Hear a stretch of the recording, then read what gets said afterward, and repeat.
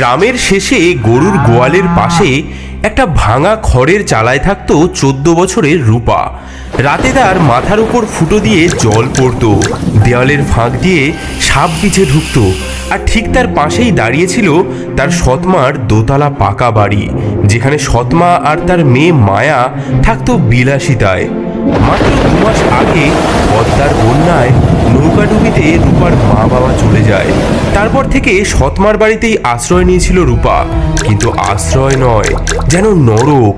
সৎমা তাকে গোয়াল ঘরের কোণে শুতে দেয়, পচা ভাত খেতে দেয়, আর দিনরাত খাটিয়ে নেয়।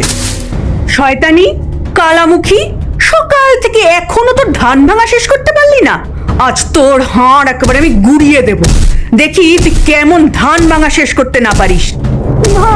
মা গো, বাঁচাও বাঁচাও, কাল রাত থেকে আমি জ্বরে কাঁপছি, পেটে আমার একটা দানা পড়েনি।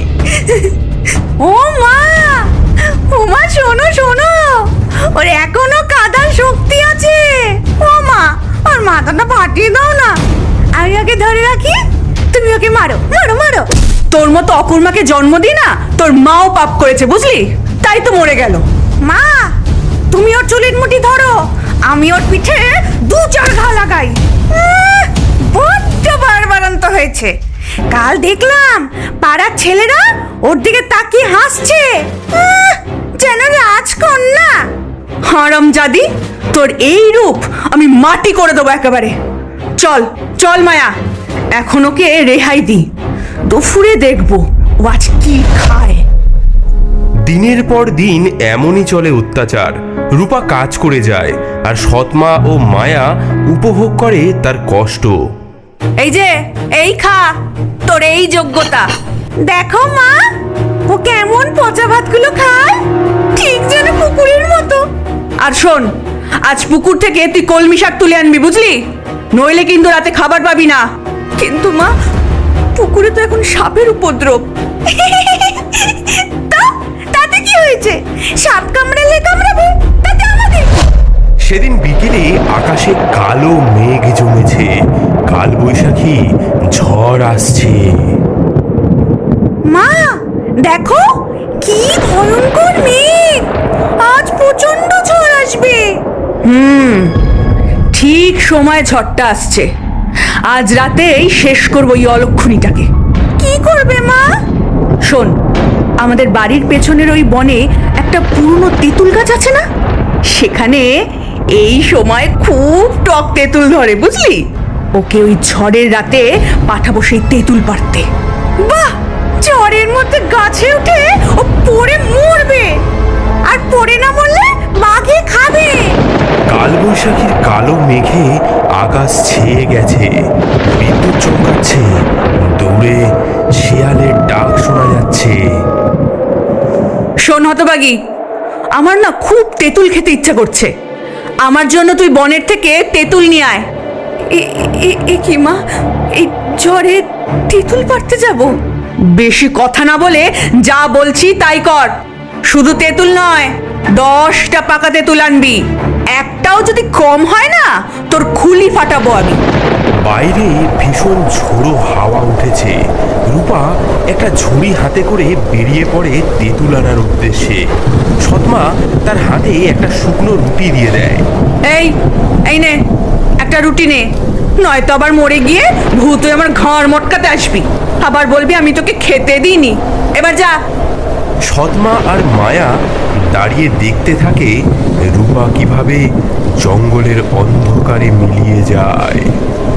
যা যা, তাড়াতাড়ি যা, হয় তোকে সাপে কামড়াবে, নয় পড়ে মরবি, আর নয়তো ওই বাঘে খাবে, তিনটের একটা তো হবেই। ভিজে কাপড়ে রূপা বনের পথ ধরে হাঁটতে থাকে। আকাশে বিদ্যুৎ চমকাচ্ছে, গাছের ডালপালা ভেঙে পড়ছে চারিদিকে। মা, মা গো, এই অন্ধকারে আমি তেঁতুল কোথায় পাবো? যদি বাঘ ভাল্লুক এসে। হঠাৎ বনের মাঝে একটা নীলাভ আলো চোখে পড়ল রূপার। মনে হলো কে যেন তাকে ডাকছে। এগিয়ে গিয়ে সে দেখল ঘন ঝোপঝাড়ের মাঝে একটি অদ্ভুত কুটির। কি এমন ভয়ঙ্কর ঝড়ে এই গভীর বনে একটা বাড়ি, বাতিও জ্বলছে, মানুষ থাকে নাকি? কে রে মা তুই এই ঝড় বৃষ্টিতে একা একা? ঠাকুরমণি, আমি একটা অভাগী মেয়ে। সৎমানা আমাকে পাঠিয়েছে তেঁতুল আনতে। ভিজে একাকার হয়ে গেছি, একটু আশ্রয় দেবেন? সেই তিন ছোট্ট মানুষ রূপাকে ভেতরে নিয়ে গেল। বাছারে, তোর সর্বাঙ্গ ভিজে গেছে, দাঁড়া গরম জল দি, আর এই নে গরম চাদর। রূপা গায়ে গরম চাদর জড়িয়ে নিল এবং তার ঝোলা থেকে সেই শুকনো রুটিটি বার করলো। আমার কাছে না শুধু এই শুকনো রুটিটাই আছে, আপনারা নিন, আমরা ভাগ করে খাই। এই ঝড়ে তোকে কে পাঠালো মা তেঁতুল আনতে? সৎমা বলেছে 10টা টক তেঁতুল না আনলে বাড়িতে ঢুকতে দেবে না, কিন্তু এই অন্ধকারে বনের মাঝে। তিন ছোট্ট মানুষ একে অপরের দিকে তাকালো, তাদের চোখে যেন নক্ষত্রের আলো জ্বলে উঠল। মা, এই ঘরটা বড্ড অগোছালো হয়ে আছে, তুই কি একটু গুছিয়ে দিবি? হ্যাঁ মা, দেখি তোর হাতের কাজ কেমন। এই মাটির হাঁড়িগুলো সাজিয়ে রাখ, চালের বস্তাগুলো একটু সরা, গম ডালের থলেগুলো গোছা, আর ঘরের মেঝেটা একটু মুছে দে মা, তারপর দেখবি কি হয়। কি সরল মেয়ে, ভিজে কাক হয়েও ভাগ করে দিল রুটি। কত কষ্ট পেলেও দেখো মুখে হাসিটা ঠিক রয়েছে। চলো এমন কিছু করি যাতে ওর জীবনে আর কোনোদিন দুঃখ না থাকে। আমি দিলাম প্রথম বর, তোমার জীবনের সব দিন যেন আগের দিনের চেয়ে বেশি আনন্দময় হয়। আমি দিলাম দ্বিতীয় বর, প্রতিটি কথার সঙ্গে তোমার মুখ দিয়ে যেন মোহর ঝরে। আমি দিলাম তৃতীয় বর, এক রাজা যেন তোমাকে বিয়ে করে। এদিকে বাইরে ভোরের আলো ফুটে উঠতে শুরু করেছে। ঘর পরিষ্কার করতে করতে রূপা দেখল সেই ঘরের বাইরে অনেক পাকা তেঁতুল পড়ে রয়েছে। সৎমা যেমন চেয়েছিল ঠিক তেমনই পাকা তেঁতুল। হ্যাঁ, নে মা নে, তোর ঝুড়িতে তুলে নে। বিদায় নেবার সময় রূপা কৃতজ্ঞতা জানাতে গিয়ে বলল, ঠাকুরমণিরা, আপনাদের। হোমা, এ কি? আমার মুখ থেকে। যা মা যা, এবার থেকে তোর দুঃখের দিন ফুরলো। রূপা তেঁতুলের ঝুড়ি নিয়ে বাড়ির দাওয়ায় এসে দাঁড়ালো। কে? আমি মা, তেঁতুল এনেছি। হে কি? হ্যাঁ, তোর মুখে কি জাদু লেগেছে? সোনার মোহর, আরে এত টক তেঁতুল! সৎমার চোখে জ্বলে উঠল লোভের আগুন। মেয়েটির ভাগ্য যে পাল্টে গেছে তা বুঝতে তার আর দেরি হলো না। রূপার মুখ থেকে সোনার মোহর পড়তে দেখে মায়ার হিংসায় জ্বলে উঠল বুক। মা, আমিও যাব, আমাকেও বনে যেতে দাও। দেখো না, ওই অলক্ষণে কত সোনা পেয়েছে। না মায়া, এখন বড্ড বিপদ, বনে বাঘ ভাল্লুক ঘোরে। আমি যাবই না, আমি যাবই, আমাকে সোনার মোহর পেতেই হবে। ওই ছুটি রানী হবে আর আমি ফকির হয়ে থাকবো। শেষে সৎমা রাজি হলো। মেয়েকে পরালো নতুন শাড়ি, সঙ্গে দিল মিষ্টান্ন, পিঠে পুলি। দেখো মা, আমি রূপার চেয়ে কত সুন্দর, আমি দ্বিগুণ দ্বিগুণ সোনা নিয়ে আসবো। মায়া বনের পথে হাঁটছিল অহংকারে মাথা উঁচু করে। দূরে কুটির দেখে সে বিজয়িনীর ভঙ্গিতে এগিয়ে গেল।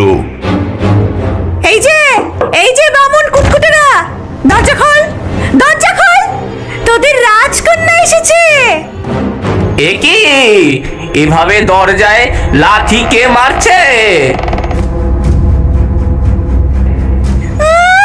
ছি ছি ছি ছি ছি ছি ছি, কি নোংরা ঘর, কি দুর্গন্ধ বাবা। এই জায়গায় থাকিস? তবে জাদু তো ভালোই জানিস। আগে একটু বসো মা। মায়া তার কাপড় জড়ানো পুটলি থেকে তার খাবার বার করে খেতে থাকে। তোমার খাবার থেকে আমাদের একটু দেবে, আমরা বড্ড ক্ষুধার্ত। কি? তোদের মতো ভিখিরিদের সাথে খাবার ভাগ করব? পাগল নাকি? এই দামি মিষ্টান্ন তোদের মুখে দেব? স্বপ্নেও ভাবিস না।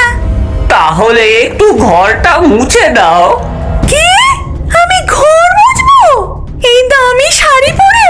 তোদের মাথা খারাপ? আমি রাজরানী হব, ঝি চাকর নই। শোন কুটকুটেরা, আমাকে আমাকে এক্ষুনি জাদু দেখা, নইলে আমি তোদের এই নোংরা কুঠির একেবারে ভেঙে গুড়িয়ে দেব। তিনটি ছোট্ট মানুষের চোখে জ্বলে উঠল ক্রোধের আগুন। আকাশে কালো ঘন মেঘ জমতে লাগলো। বাইরে কালবৈশাখীর ঝড় উঠল। তুই অকৃতজ্ঞ, তোর মনে শুধু অহংকার, তোর হৃদয় শুধু লোভে ভরা, তুই নিষ্ঠুর, তোর মন পাথরের চেয়েও কঠিন। আমি তোকে অভিশাপ দিলাম, তোর জীবনের সব দিন যেন আগের দিনের চেয়ে বেশি দুঃখের হয়। আমি অভিশাপ দিলাম, প্রতিটি কথার সঙ্গে তোর মুখ দিয়ে যেন ব্যাঙ লাফিয়ে পড়ে। আর আমি অভিশাপ দিলাম, তোর মৃত্যু যেন খুব দুঃখের হয়। মায়া ভয়ে কাঁপতে কাঁপতে বাড়ি ফিরল, কিন্তু অভিশাপ তার পিছু ছাড়ল না। কি হলো মা? হ্যাঁ, তেঁতুল আনতে পারলি? মা, মা, সব শয়তানি, সব শয়তানি ওই বামুনগুলো।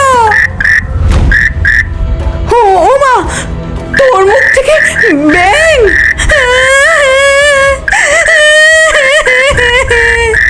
মা, মা গো, আমার কি হলো? মায়ার মুখ থেকে বেরোনো সেই ব্যাঙগুলো লাফিয়ে লাফিয়ে সেই সৎমা এবং মায়াকে কামড়াতে শুরু করলো।